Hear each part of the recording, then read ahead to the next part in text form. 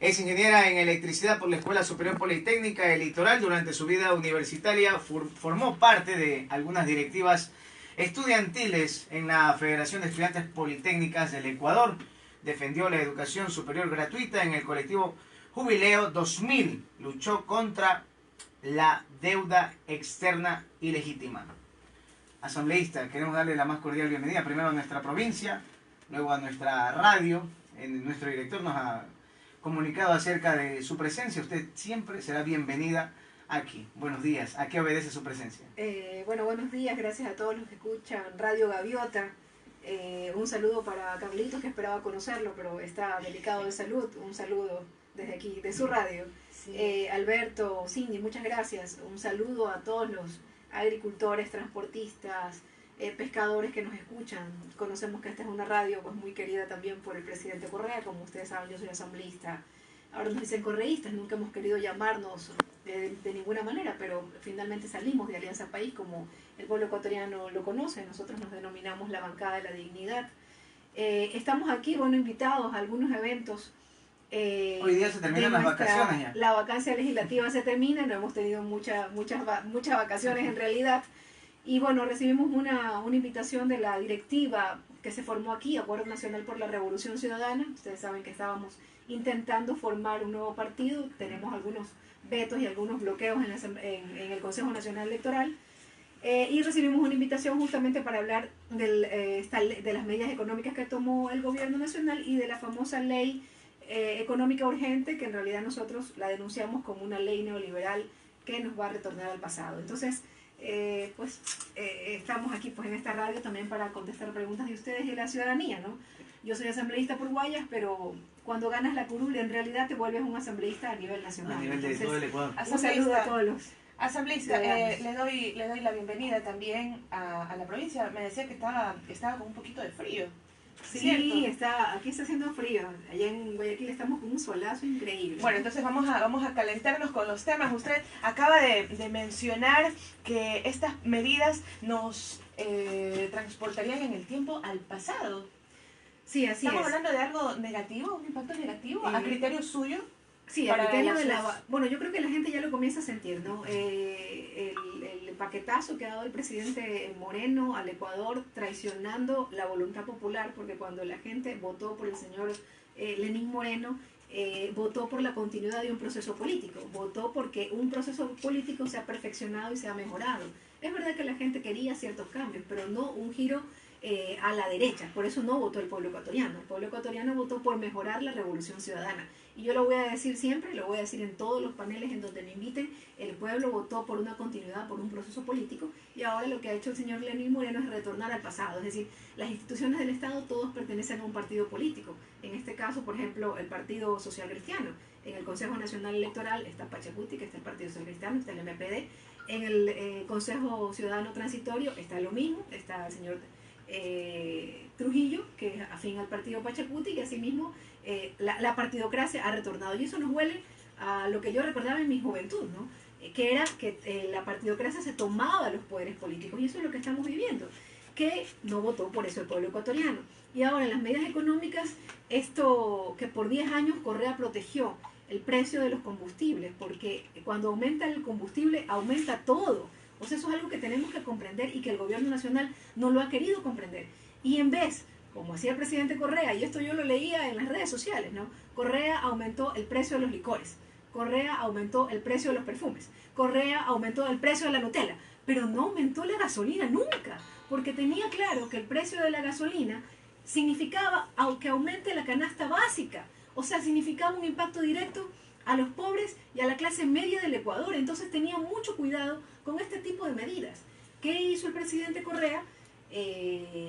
Hacía medidas inteligentes. Por ejemplo, la construcción de las hidroeléctricas, tan criticadas, ¿no? Todo el tiempo vemos que tienen fisuras, sin embargo siguen operando las que dejó inaugurado el presidente Correa. Después de 14 meses, las que tenía que avanzar y terminar el presidente Lenín Moreno, no las ha terminado. No, él sigue criticando el gobierno anterior, pero lo que a él le corresponde hacer y avanzarlas, porque ahí sin terminar le significan un lucro cesante que perjudica al Estado ecuatoriano. ¿Qué era lo importante de hacer estas hidroeléctricas? Que nosotros, por ejemplo, podíamos generar electricidad, consumir la cocina de inducción, ¿no verdad? Ya no utilizaba gas, sino que usaba electricidad, y eso significaba que nosotros teníamos que dejar de sacar dólares de la economía comprando el tanque de combustible, de gas. Asambleísta, pero las cocinas de inducción tampoco fue algo que tuvo buena acogida a escala nacional. Recordemos que se hicieron muchísimas campañas, se puso unos precios bastante atractivos para la gente, se buscó, incluso tengo entendido que de puerta en puerta se trató de convencer a la colectividad para la utilización de las cocinas de inducción. Bueno, siempre era un cambio cultural, que siempre es complejo. O sea, estos cambios culturales son complejos, pero el proyecto era exitoso. Estamos hablando de ya 200.000 personas, familias que tenían cocinas de inducción. Pero ¿cuál era el fondo? El fondo era dejar de consumir el gas para que nosotros no tengamos que pagar, sacar dólares de la economía y comenzar a cocinar con lo que tenemos que nos sobra, que era la fuerza de nuestros ríos, que era el poder de nuestros ríos, el agua, las hidroeléctricas. Esas eran las medidas importantes. Mire, este gobierno toma alrededor de 450 millones de dólares de las empresas eléctricas, tanto de la CENEL como la SELEC, y se los queda a ellos. O sea, estamos hablando de otras empresas, de unas empresas eficientes, que ahora nos dicen que las quieren privatizar. Entonces, eso es volver al modelo neoliberal, que tenía que vender todo, y para eso tenía que hablar mal de estas empresas. Y ahí usted comienza a comprender por qué solo pasan hablando mal de las hidroeléctricas, ¿no? Hablan mal de las hidroeléctricas que están fallando. ¿Por qué? O sea, quieren hablar mal de las hidroeléctricas para venderlas a precio de gallina enferma. Entonces, eso nos preocupa mucho, y nos preocupa mucho el impacto que va a tener el aumento de los combustibles. Dicen que van a evaluar, que van a llamar una mesa de diálogo. ¿Para qué? Y que sería, asambleísta, perdone que le interrumpa, son las 7:21, y que sería, se indica el inicio del tratamiento de varios subsidios que serían poco a poco eliminados. Es decir, ya se habla también de analizar también el subsidio del diésel, el subsidio posiblemente de la gasolina extra. Claro que son simples especulaciones, pero sería entonces que estos subsidios van a ser analizados ya de a poco por parte del gobierno. Sí, y el gobierno está intentando de que el costo político no sea directo para él. Entonces están diciendo, vamos a llamar unas mesas de diálogo para que en consenso con estos diálogos vamos a quitar el subsidio al gas, vamos a quitar el subsidio al diésel, vamos a quitar el subsidio a la gasolina extra, a ECO. O sea, medidas que impactan directamente a la economía del Ecuador. Ya los números, yo los veía en mi última intervención cuando se aprobó la ley económica urgente, ¿no? Ya los números, por ejemplo, la pobreza rural ha aumentado. En 10 años, otra vez tenemos pobres en nuestro sector rural. Asambleísta, la interrumpo también, mil disculpas. Eso justamente era lo que le iba a preguntar. Usted mencionó que 1.4% a escala nacional sería el crecimiento de la pobreza. Es decir, que según lo que usted, la intervención que está teniendo acá el día de hoy en Gaviota 105.1, ¿estaríamos encaminados a que este porcentaje aumente? Mire, aquí yo traía algunos datos, que no son datos de los correístas, por si acaso, son datos del INEC. O sea, son datos oficiales, datos duros, ¿no? Como los decimos los matemáticos, los politécnicos, ¿no? A junio del 2018, la pobreza por ingreso a nivel nacional se situó en 24.5. La pobreza extrema subió en 9%. En el último año, la pobreza rural llega al 43%. Quiere decir que hoy existen alrededor de 500.000 personas en condición de pobreza que hasta hace un año no existían. Y por eso usted ve al sector agricultor, al sector arrocero quebrando. O sea, pensamos que cuando no respetamos el precio del arroz a los agricultores, no pasa nada. Sí, los hacemos más pobres. Y este es un gobierno que realmente se ha portado indolente con el sector agrícola, que no lo está atendiendo. Y nos preocupa, eso significa más pobreza. Y con estas medidas de subir el precio de los combustibles, ellos van a ser más pobres. Son medidas por las cuales el pueblo ecuatoriano no votó. Asambleísta, le consulto, ¿de dónde se debe entonces sacar el dinero si no es a través de estas medidas económicas? Luego de que evidentemente existía un hueco fiscal, de que el gobierno necesitaba valores. ¿Cuáles eran entonces las medidas que usted como asambleísta hubiera propuesto? Mire, hay que recordar que en la ley económica urgente nosotros votamos en contra, pero ahí se le perdonan alrededor de 1.300 millones de dólares a 2.100 millones de dólares a los grandes empresarios del Ecuador. No, una decisión hubiera sido cobrarlos, pues. ¿Por qué no los cobramos? Ahí hubiéramos tapado de gran manera este déficit fiscal que tanto se habla. La otra sí es ahorrar, pero además las medidas de ahorro que propone el gobierno son muy graciosas, ¿no? que cada ministro se tanquee su combustible. O sea, por favor, eso es una cosa mínima. Hablan de fusiones de ministerios, que hasta los mismos ministros se quejan. Yo leía al ministro de Cultura diciendo, no, está bien que fusionemos estos dos organismos. Eliminan la Secretaría Nacional de Gestión de Riesgo, que por primera vez Rafael Correa la creó y la impuso y nos ayudó tanto en el terremoto, nos ayudó tanto en las inundaciones, nos ayudó tanto en el tema del volcán Cotopaxi. Esas instituciones importantes las elimina. Y otra cosa que hay que analizar es que el 80% del personal de la burocracia son profesores, son doctores, son los policías, son los jueces. Entonces cuando nos dicen, y lamentablemente hay una prensa que repite y repite y repite, que la prensa quiere gobernar, ojo, no toda, hay otra prensa que sí es amplia y que permite las dos visiones de lo que está ocurriendo. ¿Cómo cuál es? Como la suya, como Radio Gaviota, que nos permite también contar la otra parte de la moneda, porque la otra prensa solamente dice que hay que achicar el tamaño del Estado. Lo que no te están diciendo es que eso significa menos doctores. Porque la prensa siempre ha respondido a los intereses, por eso le quería decir, y es a veces el discurso que se mantiene por parte de los asambleístas de la Revolución Ciudadana, ¿no? De que la prensa no visualiza o no hace conocer las cosas malas de un gobierno o las cosas buenas, pero hasta hace poco existían también medios públicos que se convirtieron en medios oficialistas y lo han dicho catedráticos de comunicación, periodistas en general, es decir, cada prensa se focaliza de acuerdo a los intereses que responde. No veo una prensa independiente, hasta donde tengo entendido en nuestro país, que pueda responder a los intereses del pueblo. Yo coincido con usted. Antes al menos había la posición de los medios públicos y la posición de los medios privados. Y usted podía contrastar. Es decir, usted escuchaba, bueno, no vamos a dar nombres, pero escuchaba un medio privado, pero también podía buscar un medio gubernamental, ¿no, verdad?, o público, y tener un contraste. ¿No? Por eso nosotros propusimos, bueno, yo no estuve en esa asamblea, pero existía la ley de comunicación, ¿no? Que decía, tiene que haber equilibrio, tienes que entrevistar al uno de una tendencia, pero también tienes que entrevistar al otro de otra tendencia. Y eso no ocurre, quieren bajarse la ley de comunicación. Ese contraste ha funcionado y permite tener nuevos espacios en los medios de comunicación, sobre todo tener esta libertad que antes era bastante opaca. Asambleísta, ustedes están recorriendo las provincias para socializar estas medidas económicas y decirle al pueblo que no están bien. Sí, mire, yo para terminar la pregunta anterior, ¿qué hacer? Importaciones. Lamentablemente, ayer yo estaba reunida con el sector artesanal zapatero. No, están quebrando, o sea, están muy preocupados, tanto que han tenido que dejar sus talleres y van a salir a marchar. Y el día 10 de septiembre están en Carondelet diciéndole al presidente Lenín Moreno, no nos quiebre. Somos productores, somos empresarios, somos emprendedores, dábamos trabajo. Nosotros nuestros talleres estaban ya con 1 o 2 personas nada más. Eso nos decían los zapateros del país y se están uniendo, ¿no? ¿Y por qué están quebrando los zapateros? Porque no se ha controlado importaciones. Y no solamente un tema de contrabando. Lamentablemente, yo repito el ejemplo que ponía hace un momento, el presidente Correa aumentó el precio de los licores poniendo aranceles o las famosas salvaguardas, que los medios de comunicación grandes nos decían que eran pésimas, pero que en realidad sí, controlaban importaciones. ¿Por qué nos obligaban a comprar la producción nacional? A consumir lo nuestro. A consumir lo nuestro. Entonces, ¿qué pasaba? Que tú consumes lo nuestro, esas pequeñas fábricas generan empleo y el dinero se quedaba en la economía. Entonces, ¿qué hacer? Controla importaciones, señor Moreno. Usted tiene un pacto con los importadores y por eso no les pone un techo. No es posible que usted prefiera la importación.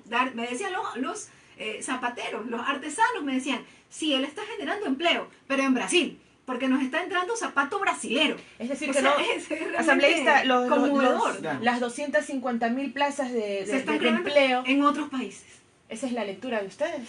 Los artesanos me lo decían. Y está ocurriendo en todos lados, en todos los sectores, ¿no? Los cafeteros ahí en La Pila, en Manaví, con fortaleza y firmeza, ya no tienen dónde más reclamar y directamente le reclamaban al señor Moreno, presidente Moreno, le decían, por favor, controle el precio del café. Los arroceros que le piden, controle el precio del arroz. No beneficie a los grandes productores de arroz, benefícienos a los pequeños, nos hace más pobres. Entonces, estamos ante un gobierno que ha llegado a un pacto político con las élites económicas y que no está gobernando para las grandes mayorías. ¿Por qué tenemos que proteger al sector artesanal? ¿Por qué tenemos que proteger a la pequeña y mediana empresa, a la economía popular y solidaria, porque ahí está el 70% de la mano de obra que en el Ecuador, los que generan empleo, ese es el 70% de los trabajos están allí. Si no los protegemos, generamos desempleo, que ya la gente lo está sintiendo. Ya está sintiendo que no hay empleo, ya está sintiendo que escasea el dólar. Asambleísta, y ya mismo sigo completando, porque no es un tema fácil, ¿no? Sí, es un hay tema varias amplio. cosas que hacer. El gobierno, que obviamente a través de su vocero oficial es el presidente de la República, ha manifestado. ¿Y por qué hago esta pregunta? Porque evidentemente las críticas van y los dardos van hacia el actual gobierno, a pesar de ser un gobierno que en un inicio pues fue propuesto, o un candidato propuesto también por ustedes. Pero ellos indican que lo que se ha tratado de combatir es la corrupción o los sobreprecios. ¿Sobreprecios hubo o no en ciertas obras, asambleísta? ¿Y cómo también, o qué perspectiva le da este criterio que maneja el presidente actual acerca de estos aspectos que les estoy hablando y que serían aquellos que quizás no les agrada a ustedes? El presidente Moreno ha dicho, por ejemplo, en reiteradas ocasiones no hay mesa servida, ¿no? Exactamente. No hay mesa servida, no hay mesa servida. Es como si él no hubiera sido parte de los 10 años de este gobierno, ¿no? Y la gente no termina, ya la credibilidad del presidente Moreno cada vez es más baja, porque la gente no puede creer que él fue vicepresidente, pues el presidente Correa, ¿por qué no denunció en su momento? Si no estaba de acuerdo, la pregunta del millón. Si había corrupción, ¿por qué cayó? Es la pregunta que no todos los ecuatorianos se hacen. Los ecuatorianos se lo hacen, así, a mí me lo han dicho. ¿Y qué? ¿Él qué estaba? Él no veía. ¿Por qué no denunció ese momento? O ahí sí estaba ganando un sueldo y calladito estaba. No, nosotros le decimos lo mismo. Si él conocía de actos de corrupción, que las denuncie. Y que esa persona que abusó, como Capaya, que tenía negocios con un social cristiano, Capaco, ¿verdad? Carlos Pareja Cordero, todos sabemos que era una persona muy leal al señor León Febres Cordero, y él está en la cárcel, que denuncie con la fortaleza que lo tiene que hacer, pero no existe. El presidente Correa le dio un mes de plazo al fiscal general encargado, ¿no? A pesar de que esa figura no está en la Constitución de la República, para que le diga dónde están sus cuentas secretas de los 36.000 millones de dólares. Ya se acabó el tiempo, ¿no? Se acabó el tiempo y no han dicho nada. No han dicho nada. Entonces es un tema de discurso. ¿Por qué? Porque saben que el tema de la corrupción es un tema que le molesta a la población. Es un tema de discurso. Mientras han seguido durante 14 meses en el tema del show político de la corrupción, no hay obras. No hay obras. Y ahí completo la respuesta que usted me decía. Hay dos cosas que hacer. Exportar más. Y la otra, la construcción, la inversión del Estado. Una manera también de dinamizar la economía son las obras que hace el gobierno. Eran las casas que tenía que cumplir el señor Moreno. ¿Dónde están las casas? Solo las casas en el aire. No hay casas.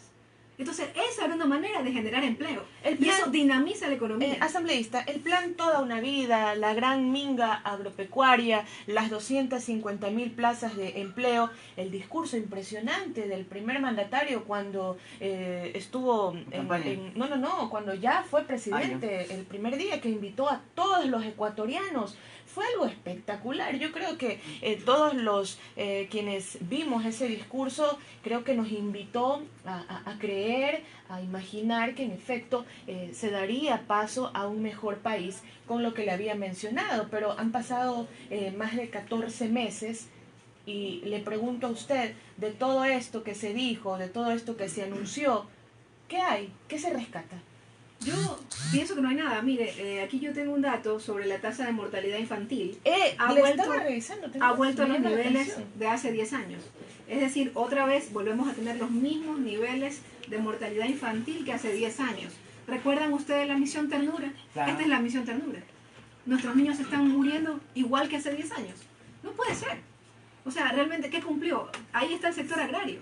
Está organizándose, están creciendo en organización, porque no los atienden. Se quejan los pescadores, ¿no? Y aquí vivimos hace muy poco, nosotros por redes sociales lo veíamos porque no sale la gran prensa, porque esas noticias no salen, porque también tienen un pacto con este gobierno. No, los pescadores se quejan porque no les permiten pescar en el área que les corresponde a ellos. Es un problema en toda la costa. Es un problema de desgobierno, claro. Y es un problema en toda la costa. Los artesanos no cumplió la minga agraria, no la cumplió. No cumplió la casa para todos. Créanme que todos, ¿no? Nosotros ganamos por las listas 35. El señor Moreno se apropió de un partido político que no creó y el pueblo ecuatoriano lo sabe bien. Sabe que quien constituyó y creó y fundó Alianza País fue Rafael Correa Delgado y él utilizando su poder en el Consejo Nacional Electoral y en el Tribunal Contencioso Electoral, se queda con un partido que no creó. Entonces nos despojó de un partido que era el nuestro. Entonces yo gané por ese partido. Y cuando íbamos a hacer campaña, debo decirlo, la gente sabe que nosotros en campaña siempre visitamos puerta a puerta. Realmente estábamos convencidos, porque Correa cumplía, hacía todo lo posible por cumplir. Creíamos que iba a cumplir las casas, creíamos que realmente nuestro pueblo iba a tener acceso a más vivienda, ¿no? Y realmente es una tristeza, y por eso no nos quedó más que decirle, no, señor Moreno, nosotros no vamos a apoyar su traición. Nos hicimos a un lado, somos críticos, somos la principal oposición de este gobierno. Los que antes eran oposición en realidad ahora son aliados. Esta ley que condona deudas a los grandes empresarios. Lo que ha pasado en el país, ¿no? Sí, porque simple y llanamente él ahora ha pactado que los aliados se vuelvan opositores y los opositores aliados. Se llama traición. Y la traición no es a una persona, porque se lo quiso vender como una pelea entre dos ex amigos, compadres. No es así, la traición es del pueblo ecuatoriano. Y los hechos lo demuestran clarito. Él dio la espalda al pueblo ecuatoriano por llegar a acuerdos políticos con grupos de poder. Ha repartido el poder, el Consejo Nacional Electoral es de tales partidos políticos, el Consejo Nacional de la Judicatura lo preside el señor Merlo, que todo el mundo sabe, los cargos importantes que tuvo con el señor León Febres Cordero. No, ellos son los que están dominando. Asambleísta, entonces antes eran de un solo partido. Antes eran elegidos a través de veeduría ciudadana, y parece que el problema ha sido que esas personas venían del pueblo. No, venían de la gente que participaba, hacía sus exámenes, contestaba, estudiaba. Ahora la solución para el Ecuador ha sido el dedazo. O sea, a dedo poner a algunos iluminados. A eso hemos vuelto. Yo le pregunto, ¿el pueblo ecuatoriano votó por eso? Eso no dice la Constitución. Por eso una opción que estábamos evaluando nosotros es una asamblea constituyente. Porque eso no dice la Constitución, pues. La Constitución dice examen, veeduría ciudadana, ¿no? Que tienes que demostrar que puedes ocupar ese cargo y que cualquier ciudadano puede hacerlo. Ahora tienes que ser otra vez de una familia rimbombante, importante para ocupar un puesto. ¿Qué posibilidad hay para esa constituyente, asamblea? Es complejo porque obviamente eso significa recolección de firmas, eso significa que el Consejo Nacional Electoral las valide. Es complejo, pero si la sociedad lo comienza a pedir con fuerza, puede ser que el señor Moreno, pues porque él es el que está mandando, la Corte Constitucional la mandó para hacer una consulta ilegal, ¿no? Eso fue lo que ocurrió, simple y llanamente presionó a la Corte Constitucional no dio el informe vinculante que le obliga a la Constitución. Ha roto la Constitución, créanme, machaleños que nos escuchan, de arriba para abajo. O sea, la presidenta que está en este momento en la Asamblea Nacional, la presidenta de la Asamblea Nacional dice con claridad que cuando falta el presidente de forma definitiva o temporal, quien le sucede es la vicepresidenta o vicepresidente. O sea, le correspondía a la señora Bonilla. Nosotros no somos partidarios de ella tomó otro camino. Nos duele o no, pero era ella, pues. Hay que respetar la Constitución. No se está respetando la Constitución.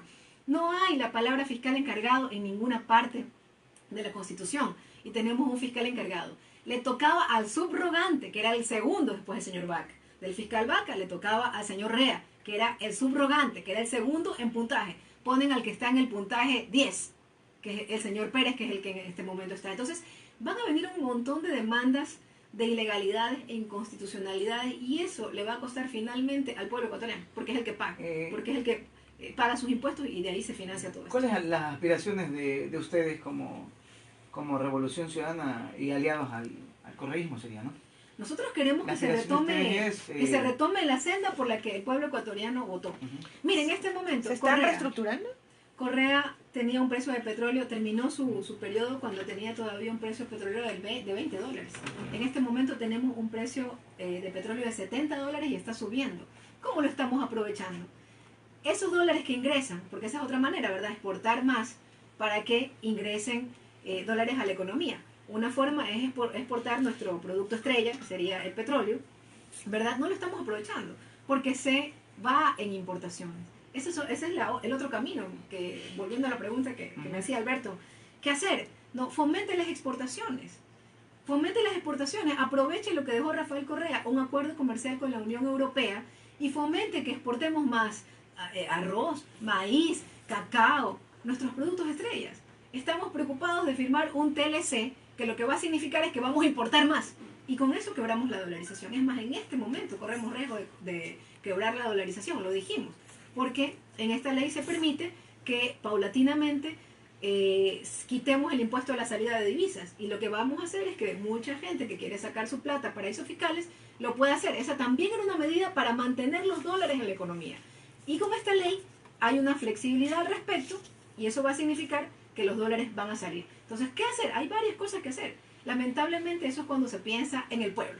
Cuando usted prefiere las críticas porque subió la Nutella, ¿verdad? No importa, subió la Nutella. Finalmente, solamente los que comen Nutella. Al final Ya. a mí ni me gusta la Nutella.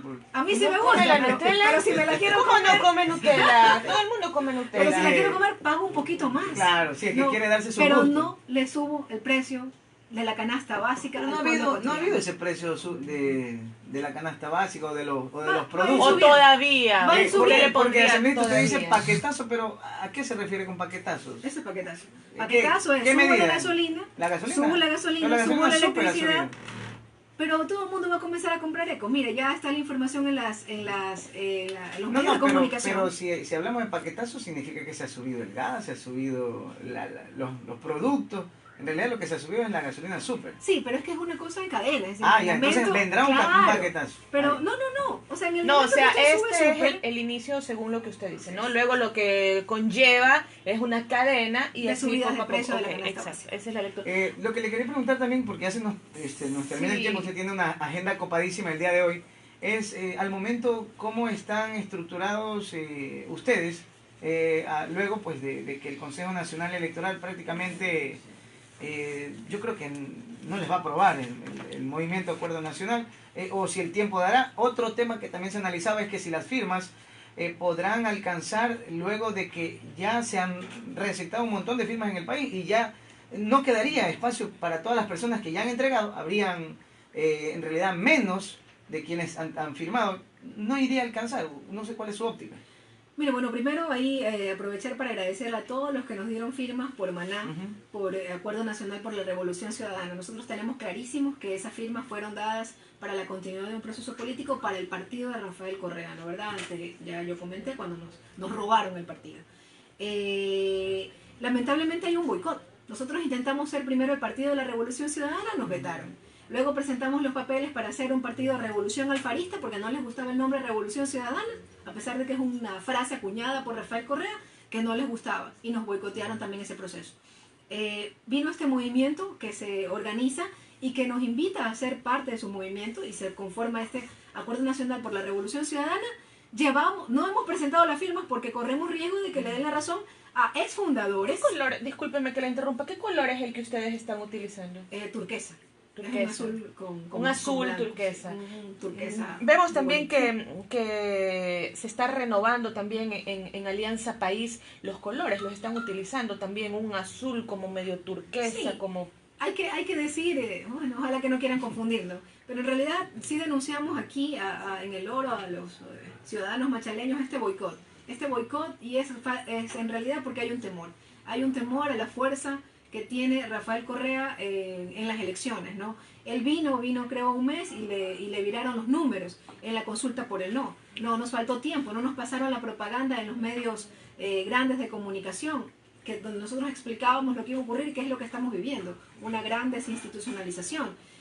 Ahora no quieren que presentemos las firmas por Maná, no lo podemos hacer, porque presentamos las firmas y resulta que le dan la dirección, le dan la representación legal a alguien que ya es exfundador, no tiene nada que hacer con el proceso actual, y nos dejan, y esas firmas las van a aprovechar para otras cosas, entonces no podemos hacer ¿Cómo eso. quedarían ustedes? Bueno, Maná tiene para llegar a ser partido político un año. Lo que seguramente estamos fuera de tiempo es para presentarnos a la sección seccional. Para los comicios de para los ahora el comicios. próximo Sin año. embargo, Ok. debo decir que en muchas provincias movimientos locales nos están invitando. Nos están diciendo, vengan con nosotros, hablemos, sentémonos a conversar. ¿Alianza? Nosotros, por supuesto. O sea, no, piensan en alianzas entonces. no voy a decir, de acá no conozco, obviamente esto le corresponde a los dirigentes de aquí del Oro, pero yo le puedo decir, por ejemplo, No, en Manaví, la verdad es que sí sería interesante que nos diga, porque hemos hablado acá con la dirección provincial, lo hemos buscado, y a veces hay bastante hermetismo, entonces si usted nos podría, por favor, despejar, ¿no? Me hace... me mueve, dice, yo soy de otra provincia. y ¿no? me dice que no, está bien, Son vamos a realidades- respetar, realidades Claro, sí. Pero se van a analizar nuestros cuadros, nuestras fortalezas, pero debo decir que hay un llamado de movimientos locales a ir en conjunto. de un cariño por el presidente Correa indiscutible. O sea, nos dicen somos correístas, no somos correístas, reconocemos lo que hizo Rafael Correa. No es que no hay errores, yo eso a los que me escuchan quizás dicen que todo fue perfecto. No, hubieron algunos errores, pero que había que corregirlos, pero jamás volver al pasado, volver a ese país de la desesperanza, no volver a ese país de la vergüenza, de la partidocracia, de la repartición, de darle las eléctricas a un partido político determinado, no al señor Bucarán, y eso resulta que es ahora sí manejarlo bien, no, y darle un hospital en Guayaquil a los señores Bucarán, y eso sí es manejarlo bien. Por favor, o sea, ya el pueblo no se come esos cuentos. Por eso, de manera valiente, el pueblo manabita, los campesinos de los ríos, le preguntaron al señor Moreno directamente cuándo toma acciones para que nosotros estemos mejor. No, cuándo nos sube realmente el seguro social campesino, cuándo nos sube el valor que se les paga. Quizás ya es la oportunidad asambleísta para que nuevos líderes, lideresas incluso como usted, ya vayan también escalando y pensando en ese liderazgo a nivel nacional. Parece que la imagen únicamente de Rafael Correa, que es un hombre pues muy intelectual, muy capacitado, centrado en sus aspectos, pero es la única imagen visible que tienen. No hay otro personaje, y entiendo que ese fue entonces el error que ustedes consideran de haber nombrado a Lenín Moreno, que de todas maneras era el candidato de ustedes y que los números en aquel momento les daba, y a pesar de aquello, si hacemos historia un poquito, acuérdense que las elecciones fueron bastante cerradas, fueron cerradísimas, y lo que también demostraba un desgaste del gobierno nacional. Sí había un desgaste, pero en realidad es un mérito que después de 10 años el nivel de desgaste todavía te permite ganar otras elecciones. Eso hay que reconocerlo. Recordar que los gobiernos anteriores se desgastaban en los primeros 6 meses. Son fenómenos que ocurren. Entonces, en realidad, Correa es un fenómeno. Es decir, después de 10 años había un nivel de desgaste, tomó decisiones duras, tenía una oposición implacable, unos medios de comunicación implacables con él, pero ahora vemos que en realidad las decisiones que tomaba eran duras, pero eran pensando en las grandes mayorías. El caso del señor Moreno es un caso realmente de análisis, ¿no? Él nunca dijo esto que pensaba. Nunca dijo, o sea, él decía que era un orgullo cabalgar con Rafael Correa y le contaría eso a sus nietos. Entonces nos mintió a todos, ese es el problema. De traidor lo han tildado. Cuando totalmente, o sea, él traicionó al pueblo ecuatoriano, traicionó a un compañero. ¿Por qué no le dijo todo eso que ahora dice, que las obras son faraónicas? O sea, que Coca-Cola Sinclair es faraónico. O no es verdad que está operando y que nosotros hemos dejado de consumir combustible en las barcazas, que ya las barcazas quieren volver a consumir combustible para generar la electricidad, el negocio de las barcazas socialcristianas. ¿Por qué no decía eso? ¿Por qué no decía que las escuelas del milenio, que son tan apreciadas por la población ecuatoriana, son obras faraónicas? Entonces él cambió el discurso.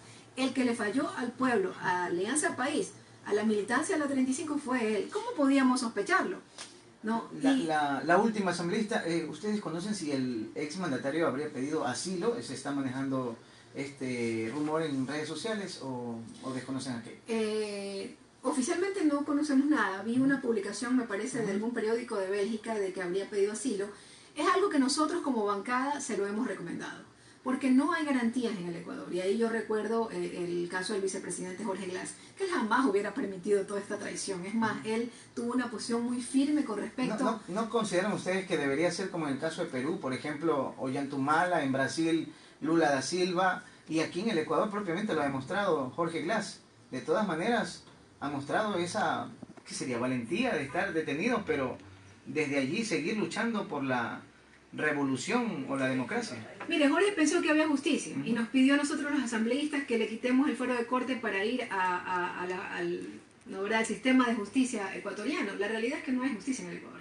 Y nosotros mismos, viendo el ejemplo del vicepresidente Jorge Glass, que por cierto, nuestra marcha nacional la hemos convocado para el 13 de septiembre, coincidencialmente es el día del cumpleaños del vicepresidente Jorge Glass, el legítimo vicepresidente, ¿no? A quien nos dijeron pues que lo lincharon mediáticamente. Nosotros hemos esperado 14 meses para que nos demuestren las pruebas en contra de Jorge Glass. ¿Dónde están sus cuentas? No hay cuentas. ¿Dónde están sus bienes mal habidos? No hay bienes mal habidos. Lo metieron preso solamente porque lo querían sacar del camino. Porque él jamás iba a permitir esta traición y que ahora los pobres sean más pobres y que ahora más niños mueran en nuestros hospitales. Nunca hubiera permitido, nunca lo hubiera solapado.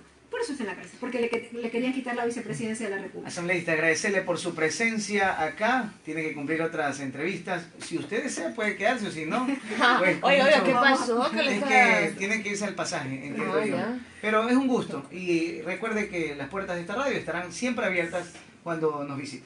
Para dialogar Muchas más gracias. seguido, creo que se nos quedan bastantes, Sí, se quedaron bastantes bastantes temas. temas, sí, Usted ha sí, venido sí. cargadita de información y me agrada, y ojalá todos nuestros invitados sean así, que traen documentos. A mí me encanta cuando vienen con argumentos. Usted me ha traído las cifras estadísticas del INE, que ha traído todo acá, No viene con las lleno manos, de ¿no? porcentaje, no viene vacía, viene con todo. Espectacular, le agradezco por eso, por traer argumentos para poder analizarlos acá. Asambleísta, muchísimas gracias.